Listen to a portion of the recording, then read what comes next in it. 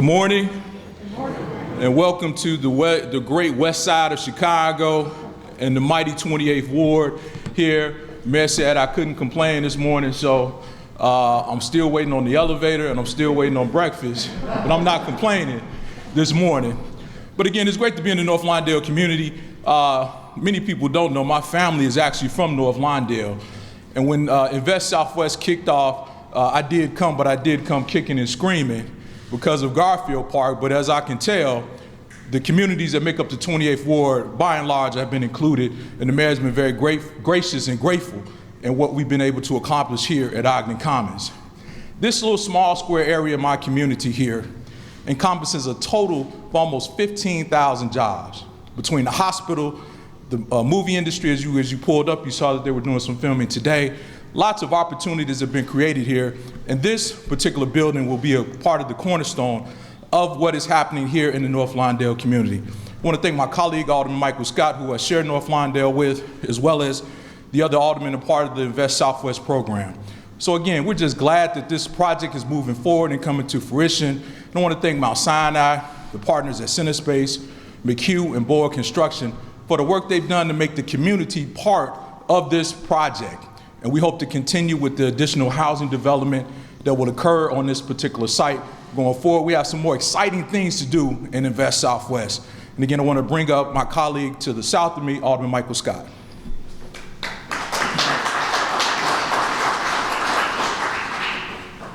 Good morning. Again, I'm Alderman Michael Scott Jr., Alderman of the 24th Ward, and I am so happy to be here this morning. Alderman Urban and I share North Lawndale. I have the bulk of it. And although we sit here in 28, this is a catalyst for the development that's going to happen in 24 all over in North Lawndale. I am a 45-year resident of North Lawndale. And I have been waiting since the day I was born for something like this to come about. I'd like to think it was all because they have a great, handsome, smart alderman in 24. However, I do know that the catalyst for the growth here in North Lawndale has been that Invest Southwest corridor.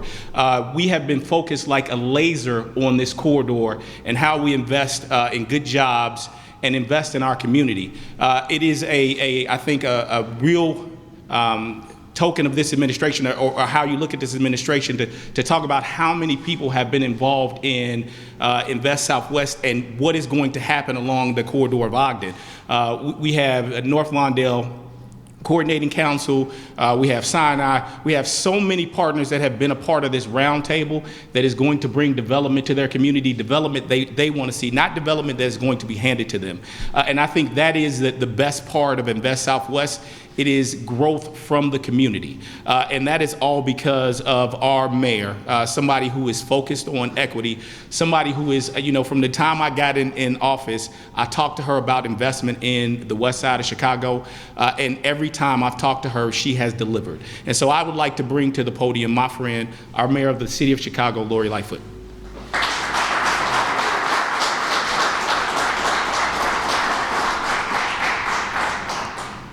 Well, I am extraordinarily proud and excited to be here today. So good morning, everyone. We're here today because of every single person in this room, and we have a lot of people to thank, so let me get to it.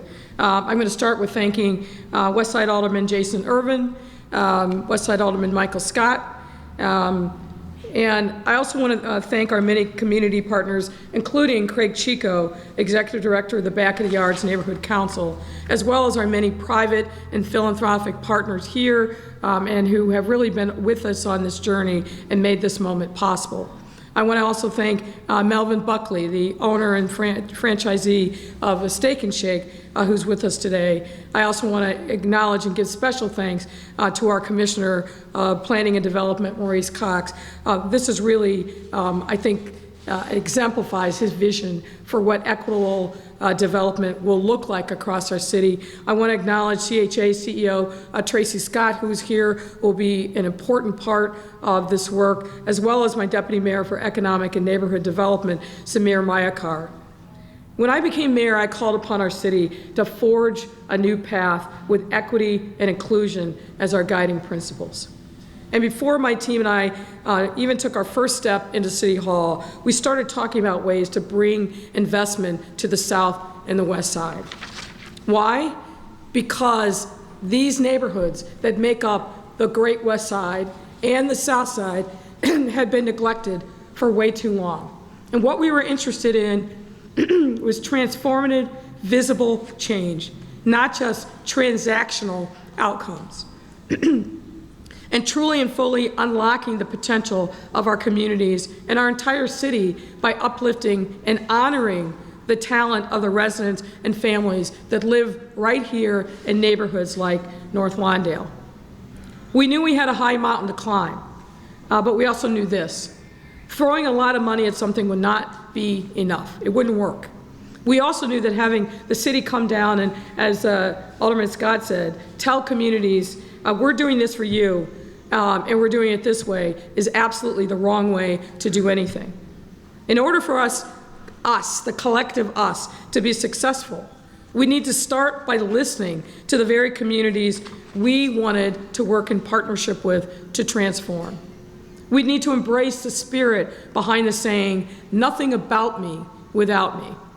And that meant working from the ground up and building on the plans that our community groups had already had in the works, sometimes for years. And building new plans that are developed in partnership with communities. But we also knew that in order to have the impact and create the transformation we all wanted to see, we couldn't do it alone. It had to be an all hands on deck call to action. We needed not just government or our community, but we also needed private sector and philanthropic partners to be on board, working together and moving in the same direction. And folks, that's exactly what we are doing. 5 months after our first day in office, and 1 year ago, we came to the West Side together to unveil this signature neighborhood development program that we now call Invest Southwest. Built on the basis of equity and inclusion, Invest Southwest was designed to marshal the power across our city by channeling hundreds of millions of dollars of investment in revitalizing the cores of 10 underinvested neighborhoods across our South and West Sides. And we chose 10 community areas because of their combination of roads and access to public transit, community leadership and commercial activity, public spaces, local amenities, and more. And we committed not only to marshaling our own city resources, but those from private and philanthropic resources to really catalyze these investments. And now 1 year later, this is how far we've come. Tangible proof that what we said we would do and much more. And we kicked off Invest Southwest last fall. And despite facing COVID-19, Invest Southwest has been the organizing force behind no less than 15 projects already completed or underway, accounting for over $70 million in public investment to date, and touching on everything from parks improvements to healthcare investments, transportation, infrastructure, community artist support, because yes, art has to be a part of the transformation as well. In a city as vibrant as we are, with a great cultural and artistic community, we wanted to make sure that artists also were in part of the transformation that was happening in neighborhoods. Now that's the public side investment so far, and more to come. But as I said, we knew we needed to start Invest Southwest, that capital had to flow into neighborhoods like these that are severely lacking in private investment. And so we set out to catalyze private investment on top of what we could do ourselves. And to date, private and philanthropic partners have committed more than $300 million of additional investment. So we put in 70, and we've now garnered so far $300 million additional dollars for this project. Whether in the form of small business loans, opportunity zones, or ground-up developments, with new projects coming down the pike, like partners like Northwestern Medicine, which aims to build a 75,000 square foot outpatient facility in Bronzeville on the south side, as well as this project, Ogden Commons, right here in North Lawndale, bringing housing, retail, healthcare, and film to the community. In fact, I'm standing here because behind me is a perfect view south on Ogden to the Invest Southwest corridor. And just behind me to the right is the Ogden Commons housing development. And we're standing here now where Sinai, our great partner on the west side, will build out offices and its new surgery center, which we proudly invested $7 million of CARES Act funding in earlier this year due to the health outcomes that it will create. Lastly, just below us on the ground floor are 2 restaurants under construction who are owned by Black entrepreneurs who are also recipients of our Neighborhood Opportunity Grant funds. And you will hear from one of them in a moment. This will be another critical anchor for what is still to come in this neighborhood. And just like the Invest Southwest program itself, the foundation has been laid. But as I said before, Invest Southwest's impact goes well beyond our own city investments. Our call for Chicago's private and philanthropic sectors to step up for their city by investing in our neighborhoods has been answered with initiatives like Together We Rise, an initiative really the brainchild of our folks at the city, but also the Chicago Community Trust. And again, I can't thank Helene Gale and her team enough. This Together We Rise fund started by raising philanthropic dollars to the tune of $25 million and has catalyzed over $600 million of corporate commitments between grants and loan commitments just to start. And the newly launched Pre-Development Grants Fund from the Chicago Community Trust, the Chicago Prize from the Pritzker-Traubert Foundation, which continues to be a critical focus for the city, along with the efforts of the Corporate Coalition, which is working hard to create Catalytic Equity Fund, a key missing link for many community developments.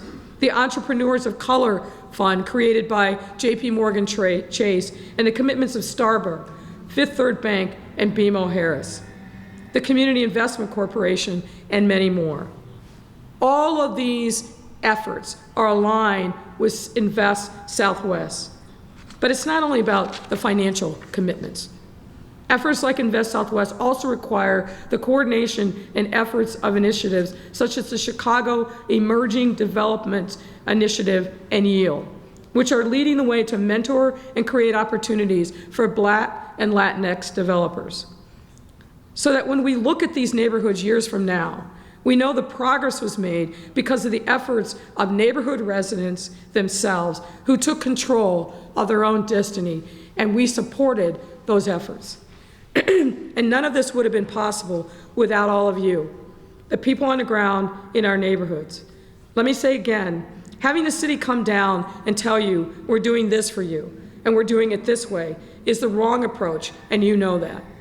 Part of the beauty of Invest Southwest is that we didn't start with a blank piece of paper. We went into neighborhoods and met with neighborhood stakeholders and asked you, what do you want to see from investment? How can we be your partner?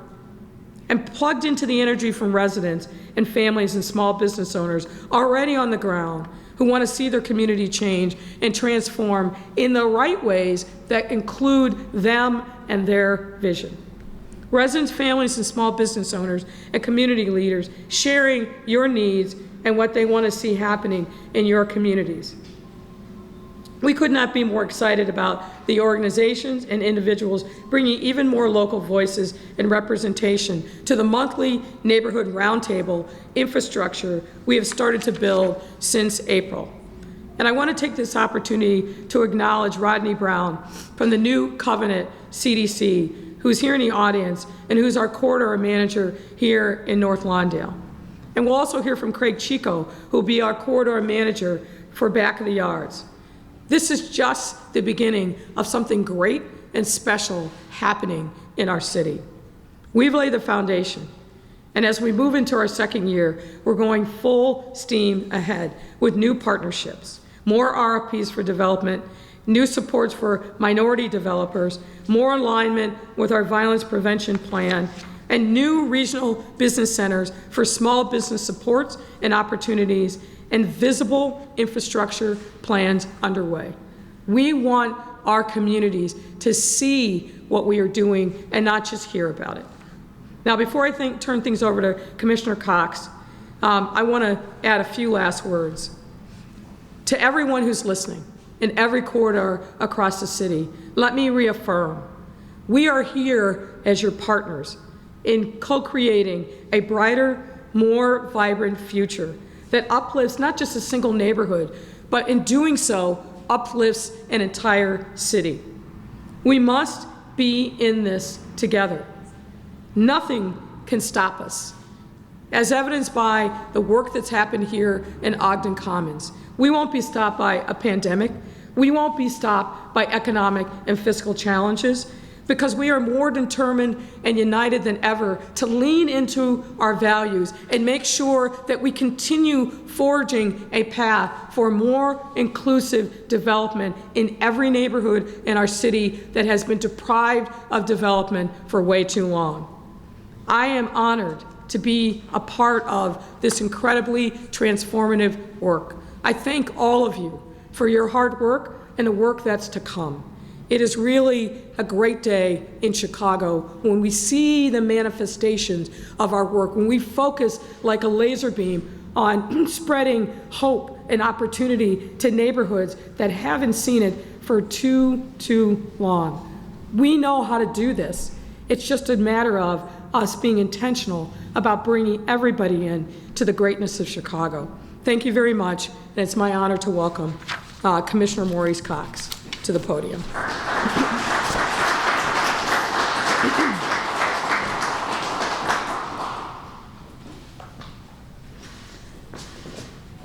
Good morning. Good morning. Thank you, Mayor. I thank you first and foremost for having the foresight to understand that long before the pandemic appeared in our city, that it was going to be the resiliency and the long-term investment in the South Side and the West Side that would lead us here today. I think it was prophetic that we were ahead of this curve, and as a result, we can stand in real evidence of what that investment looks like. So thank you for that. And to the Alderman Scott and Alderman Irving, your partnership over the course of this year, your tenacity and your steadfast advocacy for your neighborhoods has brought us here today. And this is what it looks like when partnerships are forged. So thank you.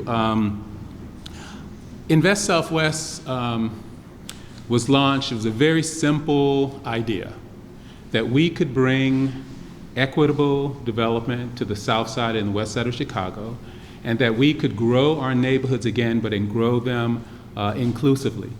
And that we were going to show people in their front door what investment, what coordinated, comprehensive investment looks like. And so we're starting on 12 corridors, some of the most visible corridors in the South Side and the West Side.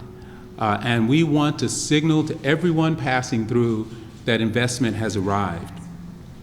Additionally, the idea of starting with partnerships with existing ideas, existing actions, and that the public could be that leveraging component that would make the investment happen. Again, we are seeing it here in Ogden Commons, and I'm incredibly proud of the partnership we forged with Mount Sinai.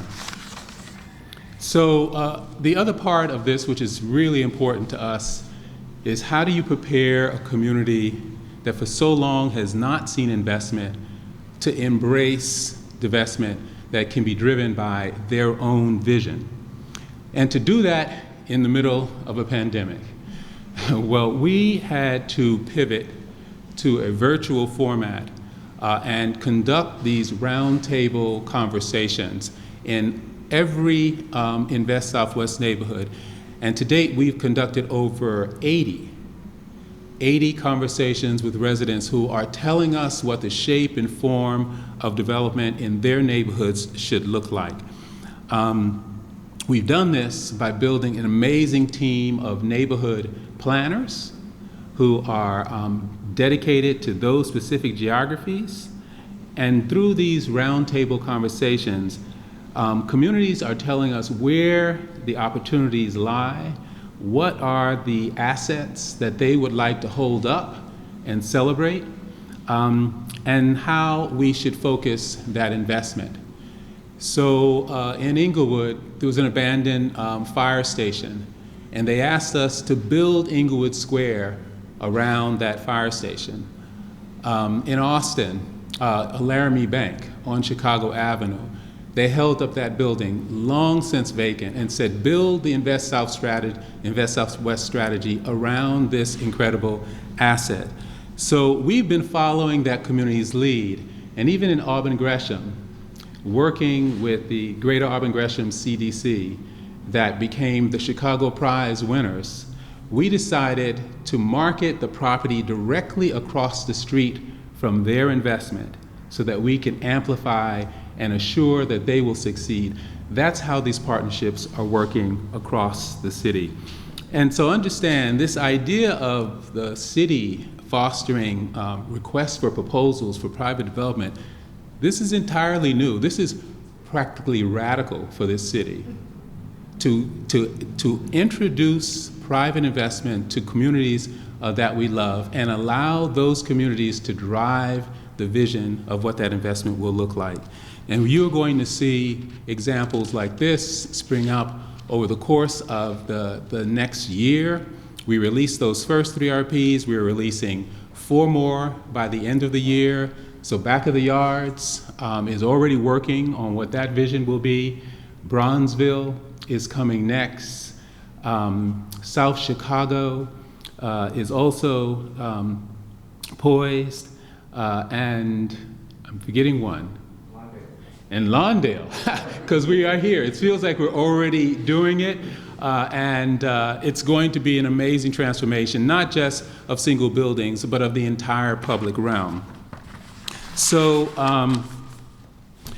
the level of coordination, the mayor has started to speak to this. It wasn't just the public getting their house in order. We had to work with the private sector to prepare them. And as you see, the commercial real estate community of African American and Latino developers are organizing around this Chicago Emerging Minority Developer Initiative to feed the pipeline of community developers who can do this work. And then the philanthropic side, the idea of leveling the playing field. And so the Chicago Community Trust, creating a pre-development fund so that community developers can go after these RFPs and be partners in that development, critically important. And then our partnership with LIST Chicago, the corridor managers, the idea that the city would invest in those communities who will shepherd, who will be our eyes and ears and attract those investments in each one of the corridors. And we have an example of that here today. So New Covenant CDC here in North Lawndale, Chatham Business Association in Chatham, and the Quad Community Development Corporation in Bronzeville are just 3 of those corridor managers that will partner with us. And so I'll end by saying that everyone in this room is a part of this investment strategy. The work is really just starting. I feel that we've built over the course of this year an incredibly strong foundation. Now we're just asking everyone to stay the course and keep up this incredible work. And at this point, I'd like to introduce one of our local partners who's been instrumental in making a difference in New City, Craig Chico from Back of the Yards. Thank you.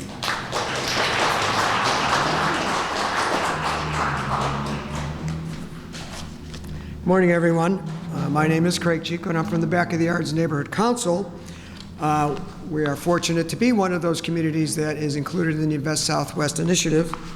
I was on Chicago Avenue about a year ago when the mayor made her aggressive and impactful announcement about what she was going to do to attack the disinvestment that had plagued communities like mine for years, if not decades. I think we all know how tremendously impactful after what we've heard from Commissioner Cox and others, this initiative can be and will be. But even in the best of circumstances, I think we have to all acknowledge this was going to be a heavy lift. It was going to be a huge lift, and it took courage and heart and an equitable soul like that of the mayor's to impact her will upon not just some of the doubters, but all of us to believe that this was possible. The events of this past year have been challenging. The challenges have yet to unfold completely. We don't know what the end of this year will look like, the end of these next couple of years, but I do know in this past year, I've had a front row seat to witness what has taken place. The resources that we spoke of and briefly have been made available to these communities in the form of TIF and in the form of tax credits and in the heavy, challenging form of philanthropy, which the mayor's been so good about. We're very fortunate. I've been part of the roundtable. I am the corridor. Our organization is the corridor manager. Commissioner Cox has put together a tremendous team of professional planners and other talented folks that are going to help guide and drive this process. I have also seen us talk about and deliberate and debate potential sites for these RFPs where they'll be developed and what that means to community. But the community has been participating in that conversation, and that's why I use the word debate. It's intentional and it's thoughtful, and it has to be if it's going to be inclusive. So I'm honored that we're standing here a year later and I'm seeing the actual fruition and the results of what has been talked about a year ago. We've done this all in a year of a pandemic. We've heard it mentioned several times. And as we take on one of the most important battles in our history of the country and of the city, as we try to fight this battle of racial inequity. This has all happened. And I believe that the mayor deserves a lot of credit, as does her team. And I believe the mayor's determination is rooted in her belief that Chicago's best days are still ahead of us. And I believe, and I bought into, and I know, and I live every day, that that cannot happen and will not happen without every community's involvement and every community's engagement. So thank you, Mayor, for that. I'm very much looking forward to this next year and years to come when we can put together all the plans and all the drawings and all the capital and all the thoughts that have taken place and been created in this collaborative environment so that we see more shovels in the ground and we see more buildings like this across every neighborhood in the city of Chicago, but even more importantly, we start to see local wealth develop like we're seeing right here where we're standing. So I also want to say thank you to the mayor for her tremendous leadership and the extreme will that it's taken to get us to this point today. But I also want to acknowledge Deputy Mayor Samir Mayakar and Commissioner Cox. I know we haven't been easy as community groups and as residents. It's a new process. There's always challenges to something this new, but you guys have had an open ear, and Mayor, they've listened to us, and this is why I think we're going to succeed. I know we're going to succeed. But once again, I want to thank you for making the city successful, neighborhood by neighborhood. And now, it gives me even greater pleasure to introduce someone who's living embodiment of what this result is going to look like. One of my favorite restaurants, Steak and Shake. This is the proprietor and the owner who will be on the ground floor. I'd like to introduce Mr. Melvin Buckley. Thank you.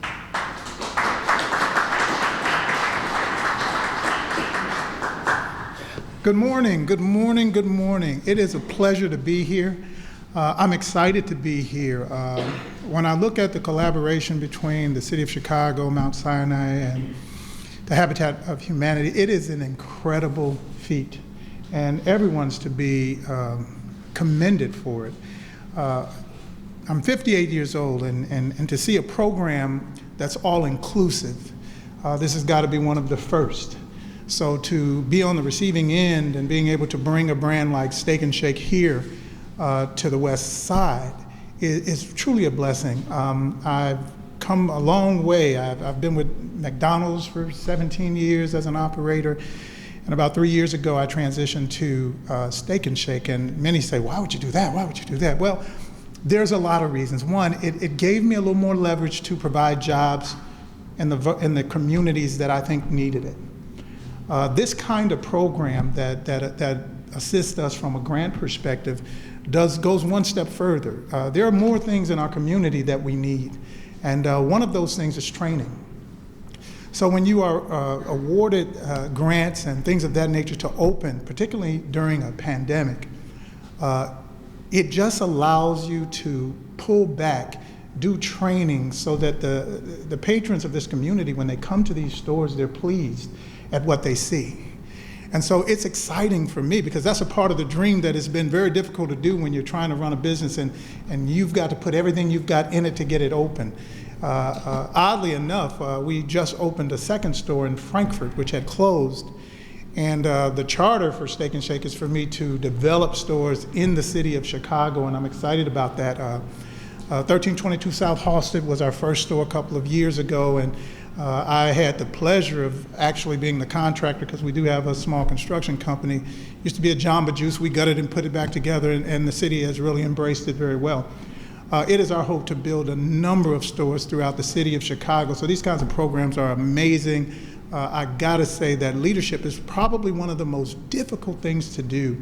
And Mayor, I have seen you go through some difficult challenges, but I gotta tell you, you've done it with grace. And so I'm proud to say you're my mayor. So thank you very much. We're excited about the growth. We're excited about this program, and we're excited about getting the Steak and Shake open downstairs. Thank you.